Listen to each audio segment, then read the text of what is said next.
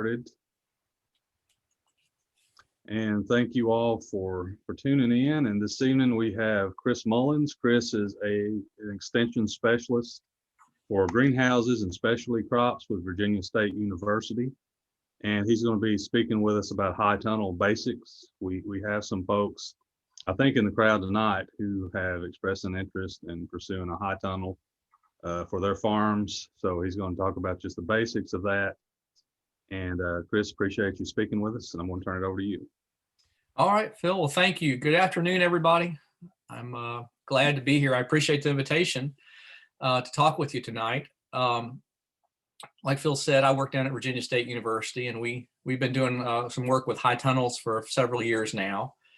And we see a lot of potential for growers, and maybe that's why y'all are here to look at the potential for a high tunnel in your situation. So let me go ahead and let me share my screen here, and we'll go ahead and get started.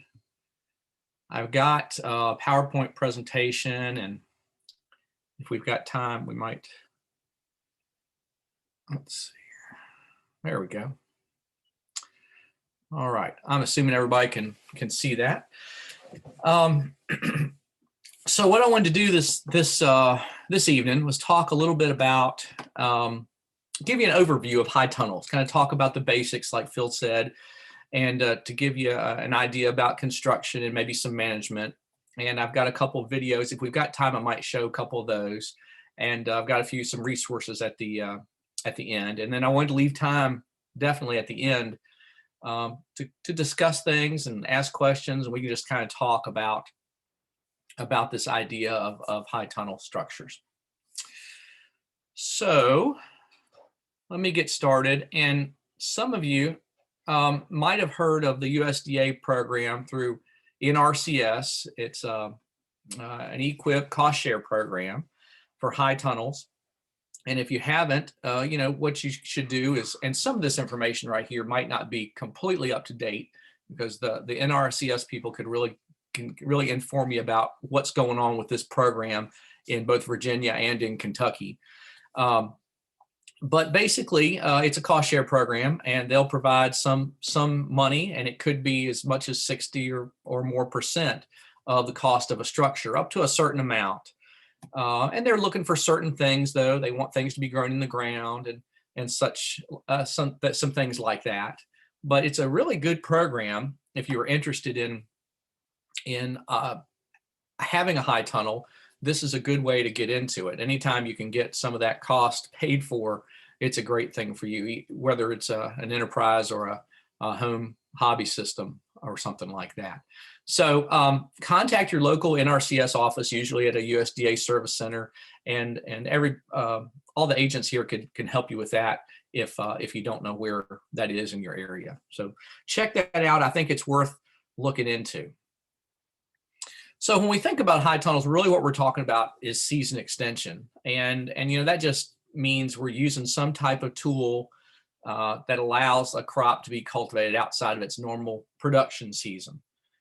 So here you see pictures of just typical high tunnels that we're thinking of on the right, and then more of the multi-bay high tunnels that you might see on the West Coast for berries and some fruit crops and things like that. But anyway, there's probably an opportunity for some of you when you're thinking about this enterprise, or maybe you're already growing and selling horticultural crops, maybe vegetables. A high tunnel is going to be a tool that's going to give you some opportunities for that season extension. Having the earliness in the springtime, and even extending the growing season into the fall, and maybe even having some protection to be able to go through with some really cool season crops through the winter time. It also might give you the ability to have really high yields and potentially good quality. And the other thing is that sometimes in these tunnels, you see a lot less insect and disease pressure or problems. So it's good that way. You can kind of, to some degree, exclude insects, and because you're covered, maybe you're going to have a little bit less disease problems. So it can fit well into an organic cropping situation. And then as we think about things like locally grown, that's becoming very important to people, the idea of having something that's locally grown. If you're going to sell crops, this might be a good way to be out of season and be local to an area where you've got a good sized customer base. So what we're going to talk about today, because there's different ways to think about, season extension from just row covers and things all the way up to a full-blown greenhouse.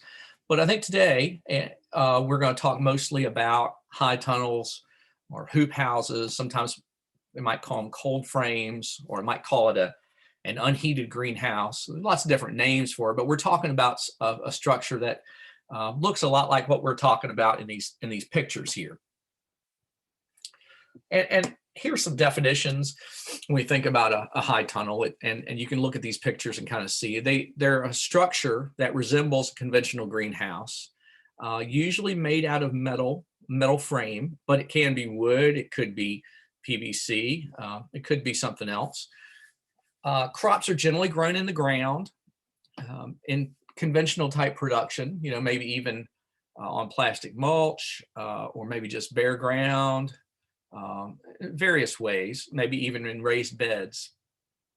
And again, like I mentioned before, we're looking for season extension, that earliness, or that pushing the growing season into the late fall, because this structure, protects those crops from adverse weather conditions, from light frost, from rain and hail events, and so it can be a really good situation. Now, again, the picture on the bottom there, the bottom right, is more of a multi-bay field scale structure. So it's we don't see that as much in Virginia and Kentucky. We see that in different places, but that's really for main season production, whereas the pictures of the others that you see are more for season extension.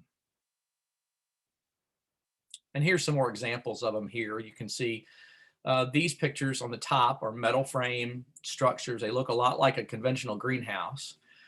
They've got some components to them that we'll talk about when we go over in just a minute about the construction phase, but pretty much looks like a greenhouse. On the bottom there's a picture of a PVC structure. Now, some people will try to use that, and they work fairly well. They're not as long-lived as the metal structures. In fact, on that picture there, you can kind of see, if you kind of look at it, it looks like it's a little bent to one side. That particular grower had gotten a lot of wind, and that PVC had kind of shifted and kind of bent. But it worked for him. This particular grower already had a roadside stand where he sold his vegetables at, and in southeastern Virginia. And he didn't want to go to all the expense until he saw maybe some benefits to this, putting something up like this. And so he had a couple beds with an early season variety of tomatoes in there, and plastic mulch and drip irrigation. And he put this little PVC structure over it. And he saw that he got some earliness out of that, more than he thought. And he got good production out of there. So for him, that worked, and it was kind of proof of concept. And he was able to, the next season, he spent a little bit more money and put up a structure much like you see in the top pictures. And so it's worked for him. It's worked for him pretty good. And here you see some different other type pictures, different ones with, even a chicken house, a poultry house there at the top right, that's kind of been converted into a structure that's unheated. So you could almost call that a high tunnel. So when we're thinking about these high tunnels, and you're thinking about maybe putting one up, in the planning stages, you want to think about where you're going to locate it. And generally for these structures, because they're ventilated or cooled by these drop down curtains, these side curtains that are opened to allow ventilation. And so generally what we look at is a way to orient those based on that ventilation factor. So if on your farm, if your wind is generally coming from the west or something like that, or maybe even coming from the south a little bit, you'd want to orient it so that prevailing wind for most of the year is going to be passing through those curtains. So kind of perpendicular to the length of the structure, because cooling is important, especially if you've got tall crops in there. So we don't look at light and shading from the metal components like we do with a greenhouse for orientation. We look more at cooling. So if that makes sense, where the prevailing winds are, you'd probably want to orient it, the ridge perpendicular to where your normal prevailing winds are. But you want to also watch out for a lot of shade, and we'll talk about that in a little bit around the structure when you're siting it. And just like any good vegetable plot, you want to make sure that it's well drained where you're putting this. Now you can help that if you have to put it in a certain location. You can make swells around the structure to carry water off. You could probably even put drain tile or drain pipe in there to move it away if you've got an area you have to put it at that's doesn't you need to move water around the structure instead of going through it. But generally you want to find an area that's well drained. There's a link on the bottom here, and I've got some resources on the last slide here that you'll have available to you. But basically, there's a good PowerPoint presentation. If you were to Google high tunnel heating alternatives, and this guy's named Bob Schulteis, you'll see that at the bottom of the screen. You'll find a good presentation that goes through and talks a lot about different ways to heat and cool a high tunnel structure through passive heating and cooling, a lot like some of the cooling I've talked about just now. But check that out. That's a pretty good resource, and it's a lot more detailed than we really have time to go into tonight. So let's look a little bit at construction, because for most people that are going to put a structure up, they're going to find that it's something that they can put up themselves. There's various components that you see here, the bows and the purlins and all those kind of things. And I'll go over those a little bit more in a second. But it's a metal frame. And like I said, a lot of you can do this yourself. You do need a little bit of construction knowledge. You're on ladders some, if that's an issue for you, you might not want to do it, and you're going to need a few tools like drills and some saws and things like that. So it can be built by yourself, but there are also people that are contractors that are out there doing this kind of work, and they can put this up for you for a cost. There are some companies that do that. And even sometimes, if you can't find a company that does this, there's probably going to be somebody in your area that has a greenhouse or has a high tunnel that maybe has put it up themselves, and they might even help you with that, or you might be able to pay them to put it up for you. So there are some options, I think, there for you. But when we think about construction, there's a few basic parts and pieces, and you can kind of see them pointed to right here, where the purlins are the lengthy pipes, the tubing that goes down the whole length of the structure, and they really keep the structure from racking back and forth. There are ground stakes that grow in the ground. There's bows, and I'll show you these a little bit more in detail in just a second. Braces and such, and then you see some wood components here, baseboards and hip boards that really make the structure solid once you put it together.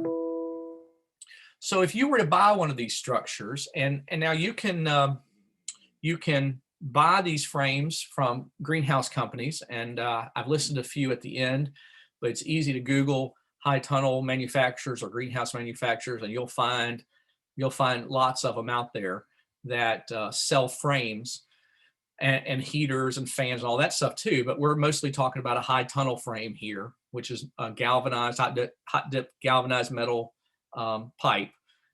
That's usually already bent for you, and it's ready to go together. You've got all the, it all comes together generally, all the pieces and parts, all the hardware, all the screws and the wire lock and everything that you would need usually comes in a package. So like that picture you see on the right, kind of bottom or middle, it all generally will come something like that, or maybe even longer pieces like you see on that trailer there in the bottom picture. But when you get it in, just like anything else you buy and get in, make sure that you have all the things there before the delivery driver or whoever gets too far, so that you can make sure that you've got everything that you need to put that up. So anyway, we talked about the site. You want to have a good site that's fairly level, as much as it can be. So that top picture there was several years ago now, it looks like, from that date I see. That was in Washington County, so down near Abingdon. And, you know, like many of you all, there, it's kind of a hilly site, not a whole lot of real flat ground, but they ended up, there was a swell they took on one side over there to kind of keep the water from getting running through down the hill. But anyway, what you want to do is you want to square up that area. If you've done any kind of construction in the past, you know that it's important to square up all the corners to make sure that that if you start that way, if you start square, everything will be easier when you start to put things together. When you put pipes together, if there's already pre-drilled holes, they'll all fit and it'll work for you much better. So just using some simple math that we learned in high school, I think you can do that with a measuring tape and square that area up. So once you do that, and you're going to have some ground stakes, and you see that bottom picture, even the top picture, there's some stakes. They look like they're about they're usually 2 or 3, they're about 3 feet long, and they usually go in the ground about 2 feet. And this is probably the hardest work of putting one of these structures up, is actually pounding these ground stakes into the ground, especially if you're in a rocky area. But they need to be pushed into the ground pretty deep, and they're what anchors and holds it all to the, you know, into the ground. And after they've been there for a few years, they kind of rust into the ground a little bit, kind of become very connected with the ground, and it's much more solid after a few years of in fact, they're sometimes hard to get up out of the ground if they've been there for a while.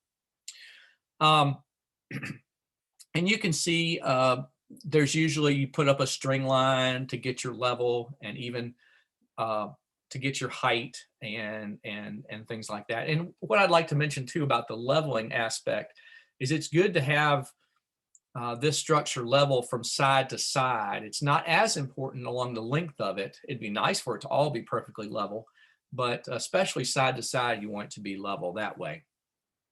So anyway, using line levels and using strings and then post levels like you see on the bottom picture there to get those posts plumb, you can get this thing started right. All right. The next part is to put up the bows, which are the framework or the backbone kind of the structure. You can see what they look like down that bottom picture. It makes it look like a structure is finally going up.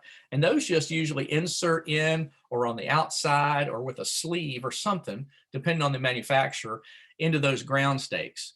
And they connect there, and that's what makes the structure. And then those purlins are the long pieces that hold all those bows together.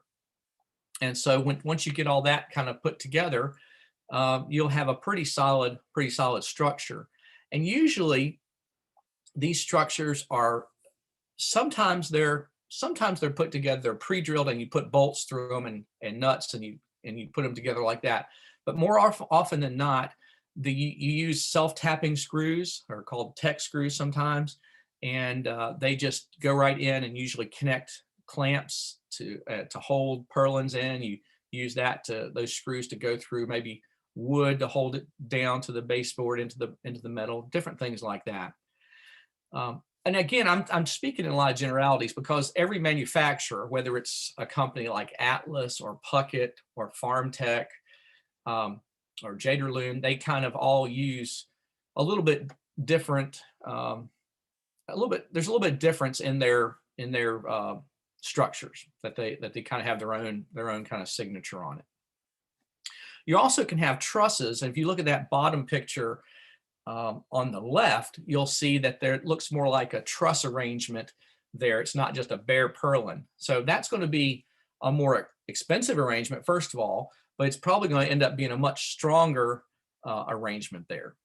And while we're on the subject of strength, you can get these so that you have architect engineered stamped plans that show that the structure, when it's put up properly, has so much snow load or wind resistance and things like that. So there's definitely some of these are very strong, and they're all strong, but if you need those stamped plans, you can get those from a manufacturer usually also. excuse me, the next step after you've got the metal frame is to put the baseboards on. So the baseboard is what you see in the top right picture. It's what really holds. It's wood usually. The picture on the top right is actually a metal baseboard, but most of the time it's wood. It's some type of dimensional lumber, 2x10 or a 2x12 or maybe a 2x8 even, that runs along the bottom on the ground and connects to those ground stakes that you put in. You can see there, that top right picture, there's a ground stake and it's connected to the bow, and then that piece of wood is right up against it. So that creates that wood creates a point where you're going to attach plastic to, and also seals against the ground there to kind of seal up any leaks from coming underneath that board. The other thing is the hip board, and you see on that bottom picture, that's the board that's a little bit higher up. And so on these high tunnel structures, like we talked about, there's ventilation through the side curtains, which I'll show you in a second. And those are going to be your points of attachment for those side curtains to kind of give you it's kind of the way to frame out for those curtains. All right, let's see here. And once you get those sideboards and the hip boards on, you've got your metal frame all together, and maybe even in your end walls frame, we'll talk about that in a second, you're ready for the plastic to go on. And so on these structures, we're going to put greenhouse grade plastic. So it's not going to be plastic that's, from the hardware store, that's going to be only maybe 1 year of UV protection on it. You probably should put a greenhouse grade plastic that's going to be UV protected for about 4 years. It's going to be about 6 mil in thickness. And you're usually going to put 1 or maybe 2 layers. Most conventional greenhouses that are covered with polyethylene have 2 layers of plastic, and they use a fan like you see on the top picture there, and that blows air in between those 2 layers, kind of like, and puffs it up kind of like a balloon, and that creates dead airspace on the roof of their structure, and so it creates insulating value, but also it creates an area where wind kind of glances off of it and doesn't move the plastic around so much. So it's going to be 1 or 2 layers depending on your situation, whether you've got a blower or not. But really, this plastic, I know a lot of growers, they want to run this plastic as long as they can because it's expensive. But probably every 4 or 5 years, it really should be replaced because it gets dirty. UV protection is going away. It gets brittle. And so while it is an expense, it's one that's probably worth it every 4 to 5 years. And there are lots of different plastics out there. We probably won't go into that now, but there's lots of different ones you can look at that have some different types of coatings on them that can be good in a lot of in some situations. So I'll just show you the next few pictures of how I think is a good way to put plastic on. Some of you might have put plastic on a greenhouse before, some of you haven't, but it is a little bit of something that can be difficult and it can be a real problem. And when you've spent $400 or $500 on a sheet of plastic, you want to make sure that it doesn't rip, doesn't get torn up when you're trying to install it. So you can see here that this structure is all framed up. It's ready to go. And so this is a morning. It's best to have no wind or as little wind as possible when you're covering it. So this is probably a morning. You could also do it later in the evening as wind is kind of dying down from the daytime. And you roll the plastic out. It is in a roll, and it's usually folded in some way. There's different ways that they're folded, but you roll it out, you unfold it a little bit, and you can see here that ropes have been thrown across the structure from the outside to the side where the plastic is, and that's tied to the plastic. And then it's just you get people on the other side, and they just pull it over. So I make it sound simple, but if you get wind gusts, it can be a real problem. So you can see how it's tied and it's being pulled over that structure there, and you can ease it over there with a push broom or something so it doesn't snag on some of that metal. But you do want to make sure that it's not going to get snagged on that metal and rip. Even though it's 6 mil thickness, it rips for fairly easy. But you just pull. You see you've got 3 or 4 people on a structure. You pull and it comes over. And then on that hip board, in this picture here, you can see that there is this is a type of material that you can lock the plastic down with. This is called a wire lock or poly lock or wiggle wire is what this one is called. And it's a base that you sandwich between that aluminum base, and you put the plastic there, and then you have that wire. You can see this picture, he's just kind of weaving that wire in there, and that really holds the plastic against that in there, sandwiches it between two pieces of metal, and it really does a nice job of keeping it from moving. So that's how that plastic ends up getting attached to the structure. So as we look at the end walls, that's the two end walls that you've got to do something with. You've covered it, you've built the structure, you've covered it, and you've probably framed your end walls in some way. And you can see different ones here, and they're going to be based on how you might use the structure. So if you look at, say, the bottom left picture, that was a farmer in Amelia County who was going to go in there and grow some tomatoes, and he wanted to be able to till the ground up. He had that little tractor and a little 3-point hitch rototiller. So he wanted to be able to back in there and till the ground up. And you might even have some people that want to run a small plastic mulch layer through there. So there's a big wide open door that could be opened and closed, kind of even like the middle picture where you've got that garage door, that canister type door.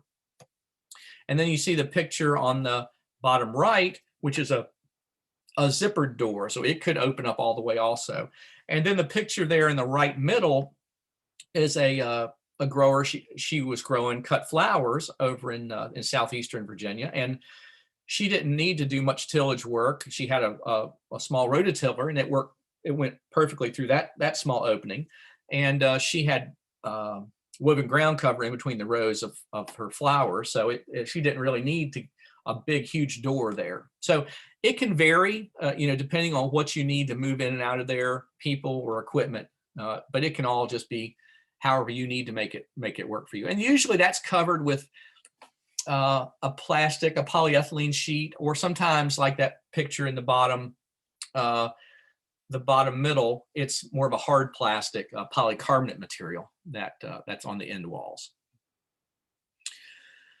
So I mentioned the side curtain before for these high tunnels, and so for ventilation and movement of air through the structure, you really need that. And so this is what it might look like. It might be a roll-up curtain like you see on the sides there. On the top right, where it rolls up and it ventilates. Or it could look like the one in the bottom middle that it drops down to ventilate. So it's made a little differently. If you've ever seen poultry houses, usually they have a curtain that's very similar to the bottom picture. So it's a drop down curtain, and that's really preferable if you're thinking about ventilation. That bottom, the drop down curtain is what we call it, is doesn't leak as much on the corners as a roll up curtain. It's a little more expensive in terms of materials to put on, but it's probably the best choice for most people. Then you also might have some ridge vents, even a whole ridge vent like that top picture where the vent completely opens up, or the one in the right middle picture where it's a kind of like a moon roof in a car. It's somewhere in the plastic, it opens up, and it's not the whole length of it. And then you see the outside ridge vents on the other two pictures.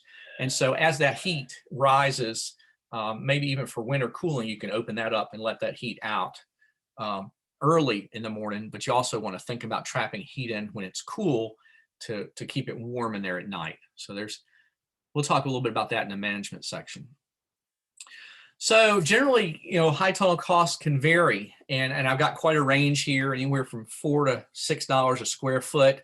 If you measured the perimeter, the footprint, the area, I guess, of the structure, probably $4 to $5 a square foot for the materials, and for somebody to put it up, probably $2 to $3 a square foot. And this just really varies according to the manufacturer, what you're doing. Even this publication down here at the bottom from Arkansas, check that out. It talks about the costs of putting together a structure just using things like kind of like EMT conduit, but it's really what you might call tubing that goes with chain link fence, something that you might be able to find and bend yourself. So there's different ways you can do this, of course. It just kind of depends on what your resources are and what you're going to do with it. When we think about managing a structure, so we've built it, we've got crops growing in it. At some time during the year, you're growing crops in it. There are a lot of things that you need to manage. And a lot of times I'll mention that high tunnels are, especially when compared to conventional vegetable production outside or even gardening, they're much more management intensive and in a lot of ways much more labor intensive also. So that's something to think about. And there are some things you've got to manage: the temperature, the light, the irrigation. All these things play an important role in being successful.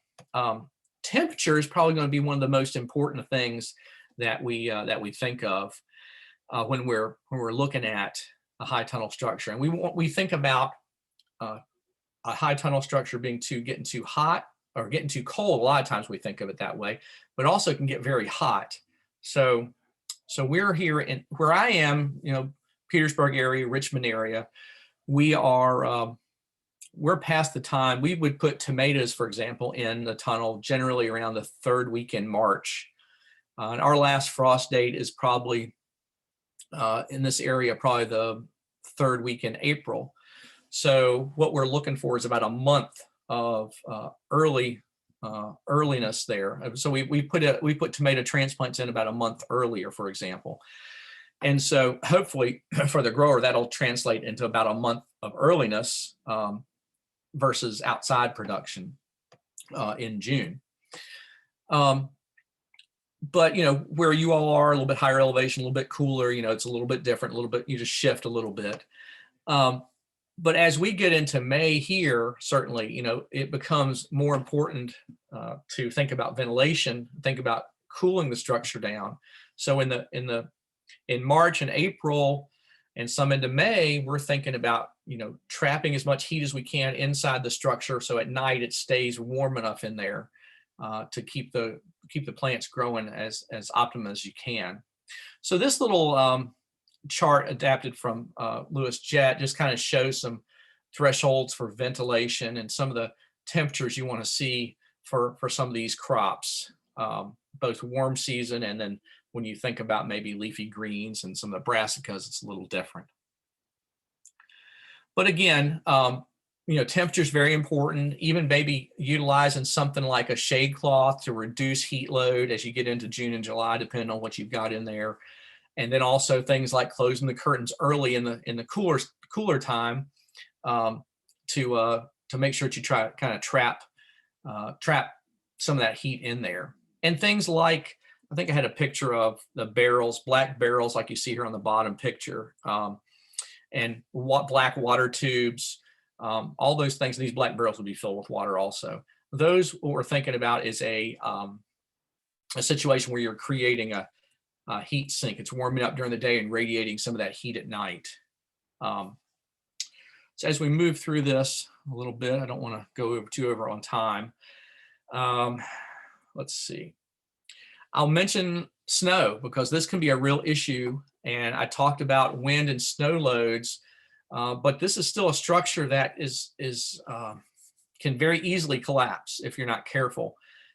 Wet, heavy snow that sits on it and is not shedded off the structure can collapse it. And so when I talk about management and labor intensity, this is one of those things. If it's snowing and you're getting 3 or 4 inches of snow and it's midnight and it's wet snow, you're probably going to be out there somehow with a push broom pushing from the inside of the structure, or maybe with a rope trying to knock some of the snow off the outside to try to get that off, because you don't want to lose your structure. When we talked about how expensive it is, you don't want to lose it. So this kind of thing can happen, but you just have to kind of be aware that it's an issue and that it can happen. I mentioned earlier when you're planning the site, it's nice to have wind breaks because wind is an issue too, but at the same time, you don't want a lot of shade trees around. For most of the things we're thinking about growing, a lot of the vegetable crops we're talking about growing need 6 to 8 hours of sunlight every day. And so, it's important when you're thinking about where to site it. Are you going to have sun at a certain time of the year? And there's some apps out there now that can kind of show you where your plot is and what it's going to look like in March, what it's going to look like in June in terms of sun and shading. And so it's something to think about. I mentioned 2 layers of plastic, and you get a little bit more shading with every layer of plastic. So that's something to consider also. All right. So irrigation, this is a covered situation, and so you can't rely on rainwater. So for growers and even home gardeners, I suggest they think about some type of irrigation, whether it's a drip tape or a soaker hose or something like that, where they can irrigate the crops and make sure that they're growing in optimum conditions. And the same with fertilization, being able to use that drip line and some type of fertilizer injection system to get the water soluble fertilizer to the plant is a nice way to do it, maybe along with some incorporated fertilization, and consulting things like the commercial vegetable guide, the Southeast commercial vegetable guide, things like that can help you figure out where you should be with, and then soil tests, of course. I will just mention briefly pests in the structure, in greenhouses and high tunnels. You're going to see some things. You're going to exclude some pests naturally, but you're also going to see some things like spider mites, and sometimes you'll see more aphids and whiteflies in there, because it's a lush growing environment, and the plants are going to be in there early, and they're going to find you. So, but there's a possibility that you can use beneficial insects, predators, and parasitoids to help take out some of those insect, or keep some of those those pest populations in check. So I'm moving through kind of quick now, but there's a few things I wanted to continue to touch on. The possibility, when we think about fertilizer, we think about adding fertilizer to year after year to maybe tomatoes or peppers or something like that. You can get high soluble salt levels in the soil, in the structure, because remember, it's covered, of course, and there's no rainwater to kind of leach some of that out of the soil that would naturally occur otherwise. And so you can see this, especially with young plants. They are very susceptible. So if you put your transplants in there after a couple of years of really hard production, you'll see some issues with those, and it might be because of high soluble salt levels there. And so a few things can happen. You can take the cover off. Occasionally, I know, but it's expensive real estate, so you don't want to do that, but you can let it leach through there, and maybe in an off season. You can leach through maybe with some type of overhead irrigation or drip tape. And then there's also movable high tunnels that are pretty interesting. And Kentucky actually has done some work with different movable high tunnels. And I've known people also that have made their own with tracks or some type of pipe and a rail and wheel system, where they can move the structure. After a couple of years, it moves in a straight line, but it can you can allow that ground to rest and leach out salts, and you can work on that other ground that's covered for a little while. So we're going to move on through. I think I'll go past some of this stuff. Marketing is important, as in any vegetable enterprise or any horticulture crop enterprise. Marketing is very important, and it's the same with growing things in a high tunnel. So some different outlets here. Certainly, direct marketing works well with a high tunnel. So it's a roadside stand, a farmer's market, something like that. As we look at crops, one of the first crops we think of in a structure is going to be tomatoes. That's one that's fairly easy to grow. It's easy to sell. And we see high tunnel growers really reaping some benefits in terms of yield and quality with tomatoes out of a high tunnel. You can see some tomatoes. That's a variety called beet orange. at the bottom picture there, and you can see that it's been suckered a little bit, some suckering going on there to kind of make a less bushy plant. And that's one way that you would. That's an indeterminate variety that you would. You can see the tall stakes there. It's a Florida stringweed situation with tall stakes. That's always a good one. We've been doing some work with things like cut flowers also. You know, for some people, they don't think about ornamentals, but you know, cut flowers can be a really nice addition maybe to your production. Or they could be something you start out on. Those are snapdragons, and there's some cool season cut flowers that can do really well in a high tunnel in Virginia. It allows you to start a little bit earlier, and you all know that sometimes it just goes from spring to summer just like that. And so having a high tunnel, be able to put some of these cool season crops in a little earlier gives them a little bit longer production window. And then we've worked with some growers on things like some other alternative ones like raspberries in the top right picture, and then ginger in the in the bottom left picture, which are kind of more specialized niche type crops, but might have some potential for some growers. And there's some cool season crops I think can do pretty well in a high tunnel. Especially into the fall and maybe early in the spring. And in some cases, like All Natural Farm, you know, all the way through the winter time. And so that can be a valuable crop for you, as leafy greens, brassicas, lettuce, things like that, some herbs. They can do really well for you. Sorry, I've got an attack dog here that's barking in the background. I apologize. So as I kind of wrap up, because I don't want to keep you too long, and I want to have a little bit of time for questions and discussion. This is a fairly intensive way of producing crops. The right site is very important. We talked a little bit about that. I talked a lot about construction because I just wanted you to see that it's not that difficult to put one of these structures up. So I probably spent more time than probably bored you a little bit too much on the construction part, but if you're getting a lot of snow, like you might in Southwest Virginia or Eastern Kentucky, you might think about a peaked structure instead of a rounded roof, because that peaked roof, they sometimes call it Gothic or peaked style, is going to shed snow a little bit better. In general, higher sidewalls are always better for ventilation. If you can imagine a tall crop like raspberries or tomatoes or cucumbers trellised up, you know, it's harder for air movement through those tall crops. So higher sidewall for ventilation is usually good. But anyway, some of these things are kind of common sense. Okay, I think here's some resources I'll mention here. And here's just a few vendors that are associated with high tunnels, like Puckett and Farm Tech and Atlas and Berry Hill Irrigation and Johnny Seeds and Rimall Greenhouses. And there's lots and lots of them out there. I just listed a few here.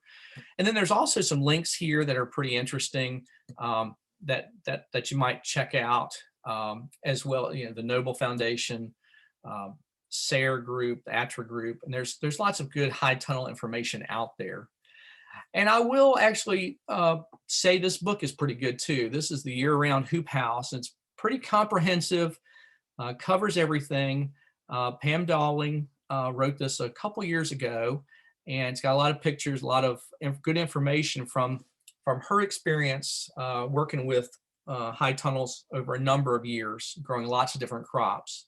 So if you're really interested, I think that's a good book resource right there. Well, that was quick and dirty about high tunnels. But like I said, I wanted to keep some time here for questions and discussion and us to have a conversation a little bit about high tunnels. So, Phil, I already see there's something in the chat. Yes, I think Woody had shared some resources he was aware of. A video series from Grow Appalachia on high tunnel construction. Good. And then some resources from the Center for Crop Diversification at the University of Kentucky one Yeah. for planning dates and one for just some resources in regards to high tunnels, looks like. That's great. Yeah, those are great resources, and hopefully will help somebody out there. But I'm willing to talk, answer questions. I'll try to answer questions or whatever you want to do now. Okay, folks, you can unmute yourself if you have a question or just type it into the chat box. And Chris, I just a little bit of a question. I know several years ago, I think it was Penn State that was doing some work with raspberries and high tunnels, and you mentioned that you had helped some folks in Virginia. Are you seeing pretty good interest in that in Virginia? Is that something that's we're going to see more of, or what do you think? Yeah, I mean, I think so. I think it, when you think about the brambles in Virginia, blackberries are kind of more popular. People are more familiar with blackberries as opposed to raspberries, but raspberries can do very well. We're doing some work with blackberries and raspberries in tunnels, but the raspberries can do very well in the tunnels. And it again, a lot of it goes back to the marketing situation you have, and can you sell raspberries where you are, and can you get a high enough market value to make it work. So we've got a few. We probably, when we think of some of those specialty crops, those niche crops we were talking about, I think some farmers have had better luck with ginger and turmeric in the high tunnels. Mm-hmm. And there's been some success with raspberries, but I think we're seeing more and more people adopt or try ginger and turmeric because consumers are starting to be very interested, or have been very interested in health conscious, and looking at maybe some crops that not only have nutritional benefit, but maybe some health benefits also. And there's definitely some documented health benefits for both ginger and turmeric. So we see some consumers that are wanting more locally grown things like that. And so, with a more of a tropical crop like that, it gives you maybe some options. Yeah. And we're talking about, when we think about ginger, we're talking about not full season ginger. It's usually an immature stage. So it's not quite, we call it baby ginger, and it's not fully matured, but it's really good and it works well. It goes, if you're selling to food service, chefs and things like that, they love it, and people are starting to like it. Yeah. Okay.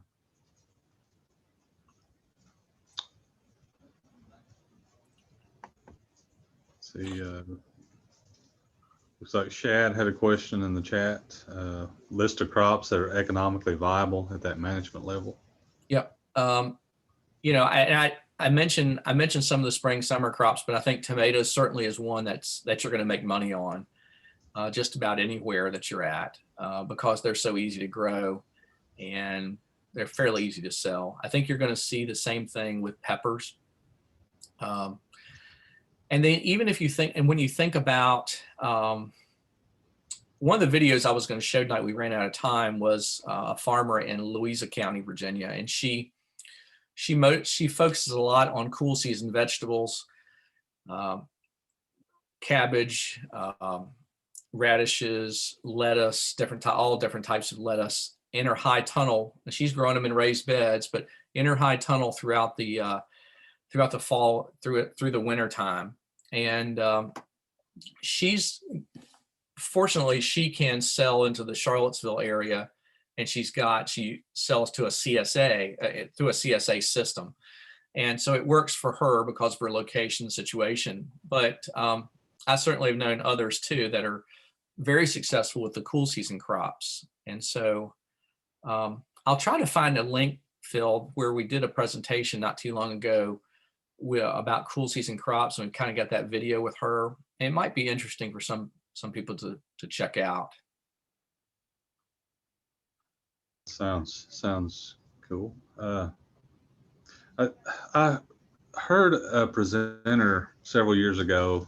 They were from the Bowling Green, Kentucky area, and I think they were doing microgreens maybe. And I think it was in a hot tunnel, might have been just a low tunnel, but they had self-published a book. I remember it was called Walk into Spring, but how they had, is the microgreen thing, is that something that's still Yeah, that was probably the Wiedekers and All Natural Farm, and they did a lot of cool season crops, but they probably did microgreens also. And that one can be a great crop.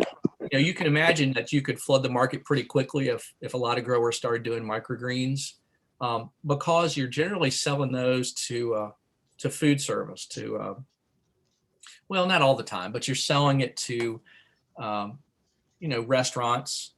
And I've known a few growers also that are selling to CSAs or subscription type situations where they add microgreens in. And I've known growers that have sold them at farmers markets too, definitely, and had pretty good success. But that's a little bit about at the farmers market level and at the CSA level, you're thinking about educating the consumer. A lot of people might not have ever considered microgreens on an entree or in a salad or whatever you're going to use it for. Baby beets and baby onions and things like that. But once consumers start to see that the flavor is very good, I mean, when you take a microgreen of a cucumber microgreen and you eat it, it tastes just like a cucumber. So it's once they see them, they'll like them. I've got a video about microgreens. I could probably try to link to you also that people might be on the call might be interested in. But I think microgreens have some potential. It just depends on where you're at, where your market is.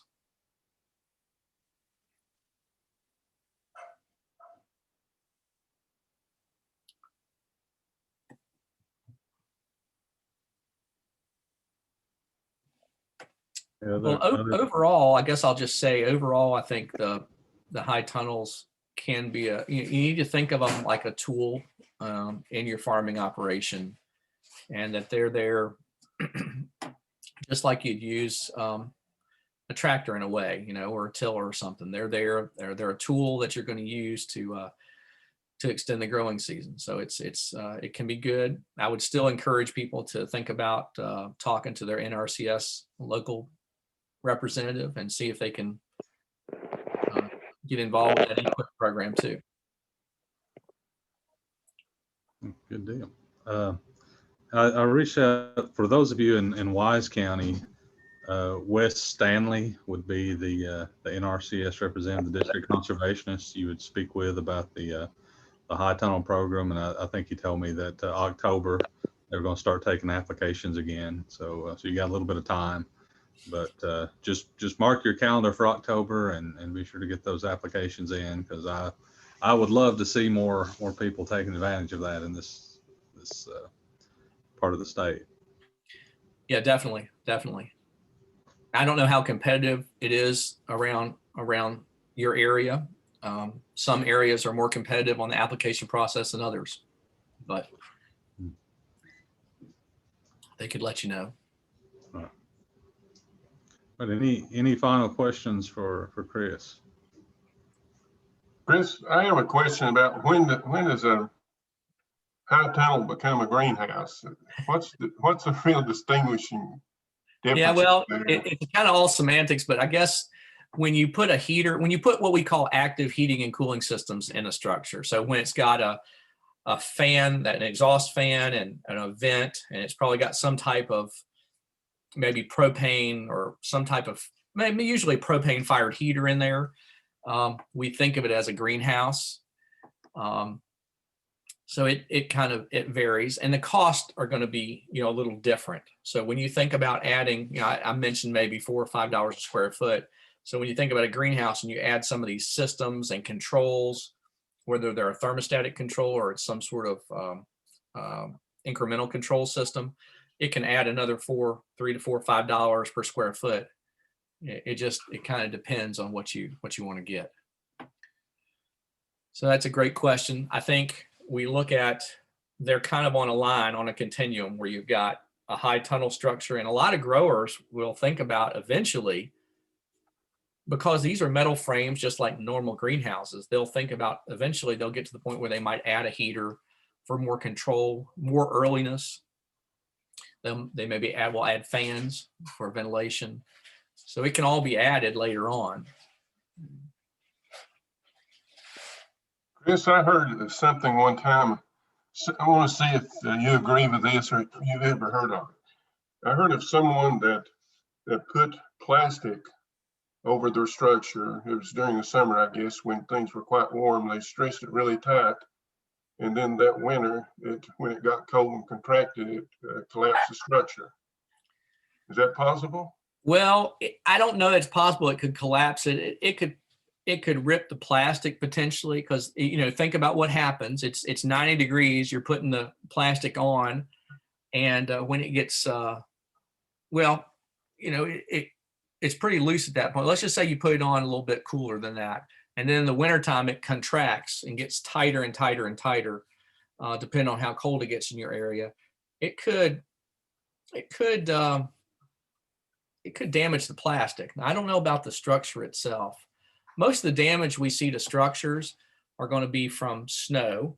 That's going to, you know, push down on it and potentially collapse it. And then there's wind, and we'll see wind will do things like push it to one side. But I've also known of structures that have been lifted up with an uplift wind and actually pick the structure up and turn it over on its top. And so that can happen. I've seen that happen in a few places, actually, in Sandyland, Virginia Beach area. Yeah, I've known of that happening. And even there's one in Floyd that did that I knew the people and worked with them, and it picked it up and turned it over. So I mentioned those ground stakes being put in the ground and just being pounded in. But if you've got really sandy land, every now and then you might want to even put some concrete into that. Maybe auger a hole out, dig a hole out, put your ground stake and put some concrete around it, maybe on the corners and one in the middle of each side, because that can happen.